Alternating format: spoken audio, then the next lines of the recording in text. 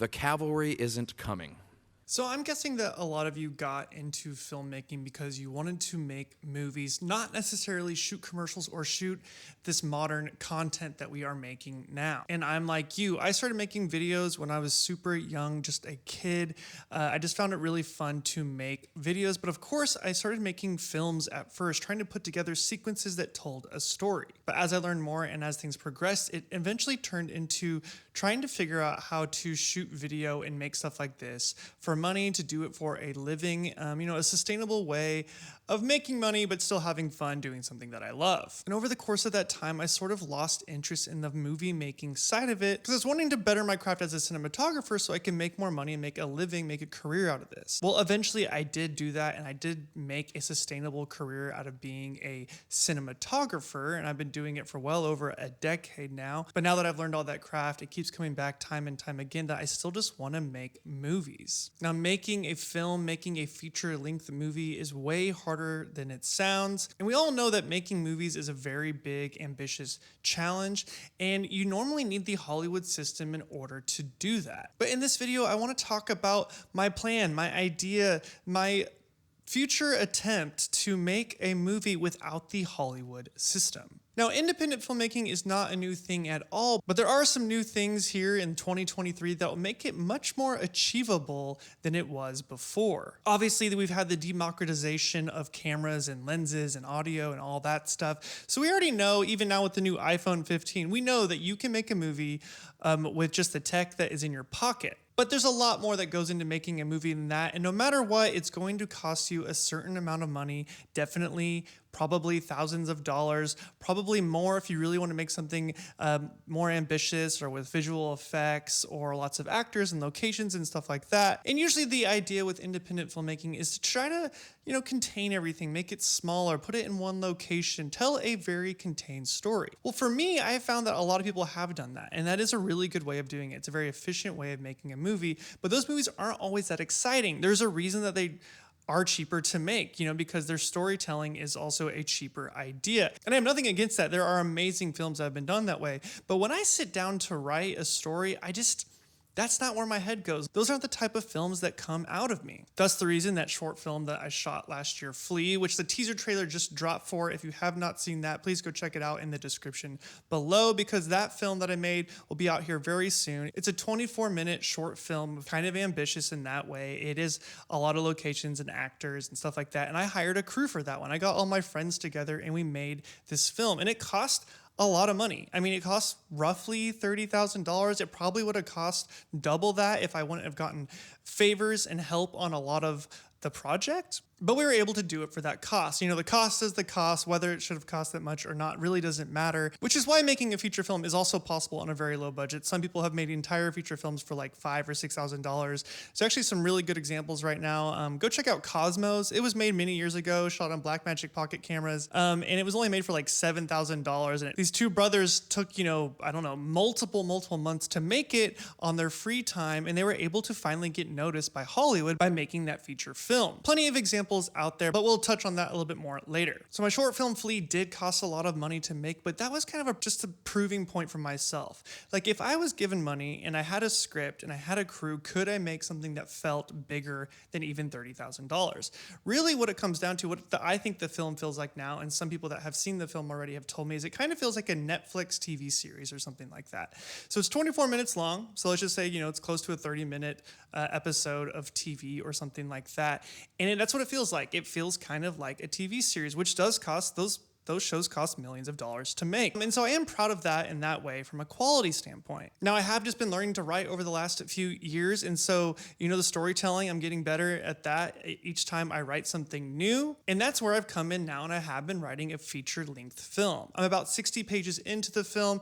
It's hopefully going to be, somewhere around an hour and 30 minutes. I don't think I will actually get a full 90-page script, though, because I tend to make my films much longer than my scripts are on paper, because they're often then have some sort of action in them or, scenes that are drawn out in that way. And I don't think this one's going to be any different. It's going to be a mixed genre film. It's going to be, part horror, part thriller, but also part action. There's a big car element to it. Just think Stephen King's Christine meets Tokyo Drift or something like that. But I'm getting off topic talking about that. Let's talk more about what there is in place now to make independent films. So say you are able to get a cheap camera, you do have a story in place, and you do end up making a feature film without Hollywood, without the Hollywood system. So the Hollywood system is basically like winning the lottery. People have definitely proven themselves making low budget content, short films or feature films, and then get noticed by Hollywood and then get the opportunity to make something bigger, usually starting out at around a $4 million budget and then working their way up. That's just kind of how the Hollywood system works. They really can't make a movie for less than $4 million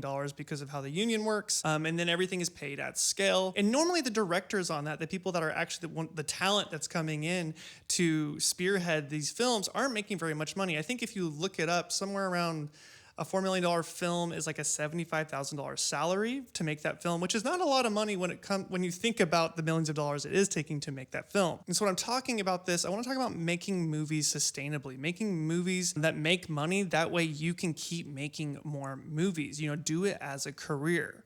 The cavalry isn't coming. I'm looking around like Tony. I'm going to let it sit. And then Tony repeats it. The cavalry is not coming. And I say this because we've all heard these amazing tales of how that 21-year-old kid had a script and his cousin worked in the mailroom at Warner Brothers and he gave it to him and his script got up to the head of Warner Brothers and they loved it and they bought it for $1 million and got it made.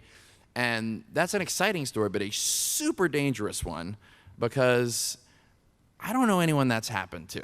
And so the Hollywood system is basically a lottery ticket, right?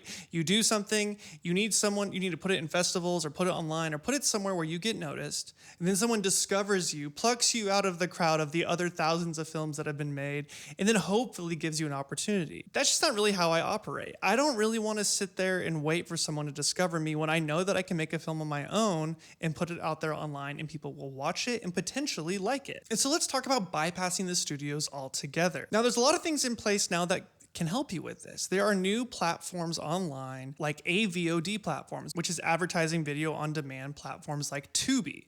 Now, what Tubi can do for you is you basically treat Tubi like you would treat a YouTube channel. Luckily, I have a little experience on making YouTube videos and know how this system kind of works, but Tubi is the same way. And they have acquired like 50,000 titles on there. But Tubi is a free streaming platform. Anyone can create an account and start watching thousands and thousands of movies on it. And so what some independent filmmakers are now doing is trying to get their movies on Tubi, because if you can get recognized on there by a regular audience and not by someone that's plucking you out of the crowd, giving you some funding, 5 years later you finally have a movie and you're out there in the world. Instead, you can make your own movie, put it on Tubi, and get advertising money in return. And then a bonus with that, if people do like your content, people do find your content, the algorithm obviously raises your stuff up on the platform and you get better advertisers, so you make more money off of that. Now, I'm not trying to be in this movie making business just to make money, but there is something very appealing about the idea that, like, what if I could make one movie a year and sustainably create an income that would then fund itself so I can make more movies? To me, that is the dream, is to make a movie that makes money so I can make more movies. So there are some other people online that have already done this Tubi model. There's quite a bit of information on this, but I don't feel like it's really talked enough. I was even listening to a podcast, I think it's called Indie Film Hustle, and Mark Toya was on there, and he put in $1 million, which is a lot of money, to make a robot movie, basically. And he was able to put it on these streaming services like Amazon and iTunes and Tubi and stuff like that. And he was actually able to make more than his $1 million back just by having it on those platforms with zero studio influence. He had an old A-list actor in it for a little bit, and he had some really good CGI, and he spent quite a bit of money. $1 million is a lot of money. I'm not going to say it's not. It is. But compared to the Hollywood system, where $4 million is kind of the minimum to make a movie, he did it for less and made his money back. And there are other people out there doing this. There are other people out there putting their stuff on Tubi, and I've talked to a few of them, and I'm learning a little bit about it and how you could, make some money back on the movie you make. So my kind of plan going forward is, like, maybe I can make something like a $50,000 movie, maybe a $40,000 movie, and put it on Tubi, and maybe it can make its money back so I can make another movie. But there's a few key things here, and you need to get your trailer seen. I probably will make a full video over this in the future once I do finally make my movie and we can actually see what's going on with that process. But this is my attempt and my kind of idea what I'm going to do going forward. But the trick here is I really think you need to advertise your trailer. So you need to actually take some budget, take some money, and treat it like any other product you would online, and actually put in some Facebook marketing, some ads for your trailer. You need people to see your trailer just like the Hollywood system would do. And if you can get enough views on your trailer, once you do put it on Tubi for free, the odds are you're going to get people to watch your movie. And in turn, hopefully the algorithm will pick it up and more people will see your stuff. And then you don't have to be discovered by Hollywood. And say you do eventually want to get recognized by Hollywood, well, what's a better calling card? What's a better way of proving to Hollywood that you can make a movie than making a movie? There's this really old saying is like in the commercial world, a lot of people have said this before, how do I get calls for a car commercial if I've never shot a car commercial? Well, you need to shoot a car commercial. You basically need to make a spec commercial in order to prove that you can do it. So what a better way? Hey, I've actually already made a movie and people are watching it online. And to me, that's actually a better way of doing it than going through the film festivals. Film festivals are the same way, right? Because that is also the first step of the lottery.